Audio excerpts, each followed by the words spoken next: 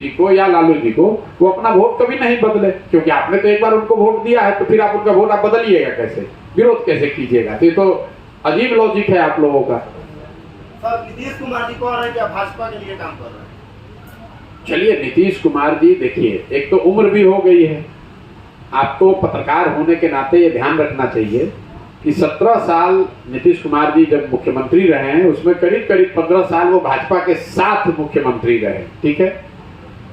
और उम्र के इस पड़ाव में जब आप सामाजिक राजनीतिक तौर पर अकेले पड़ जाएंगे, कोई आपके साथ है नहीं, आपका अपना राजनीतिक भविष्य दिख नहीं रहा है, पार्टी आपकी खत्म हो गई, और जिनके साथ आपने गठबंधन बनाया है उन लोगों पर आपका खुद का भरोसा नहीं है।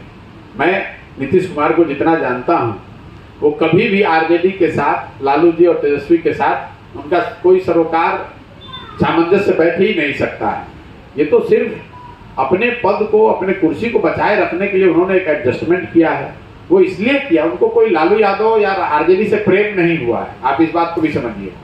ये नीतीश जी का विशुद्ध राजनीतिक कैलकुलेशन है, क्योंकि उनको मालूम था कि 2024 में लोकसभा का चुनाव होगा, और अगर लोकसभा के चुनाव में भाजपा को बढ़त मिलती है, भाजपा की सरकार बनती है, तो सबसे पहला, सरकार बनने के बाद सबसे पहली गाज उन पर गिरती।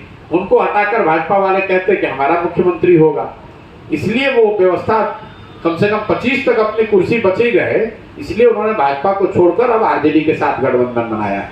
नीतीश कुमार कोई भाजपा के विरोध में नहीं है भाई, यहाँ पर महागठबंधन बनाया है। और दिल्ली में आज भी इनके पार्टी के एमपी हरिवंश जी राज्यसभा के उपसभापति हैं।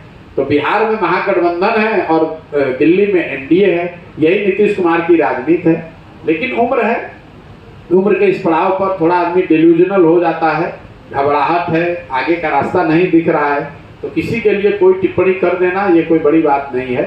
नीतीश कुमार के आजकल के बयानों को अगर आप ध्यान से देखेंगे तो कहना कुछ चाहते हैं, कह कुछ और जाते हैं।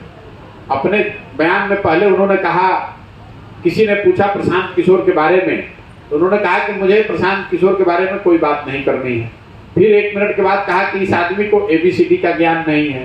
फिर बताया कि अरे भाई, इनको तो हमने अपने घर में रखा था, बड़ी मैं इज्जत करता था। फिर ये बताया कि मैंने उनको कांग्रेस में विलय की सुझाव दिया था, और फिर ये कहा कि मैं भाजपा का एजेंट हूँ। अब पत्रकार होने के नाते इन 5 लाइन को आप लिख लीजिए और देखिए कि कितना कॉन्ट्राडिक्टरी है। पहली बात कि हम पर बोलना नहीं चाहते हैं, फिर भी 5 मिनट हम पर बयान दे रहे हैं। दूसरी बात कि हमको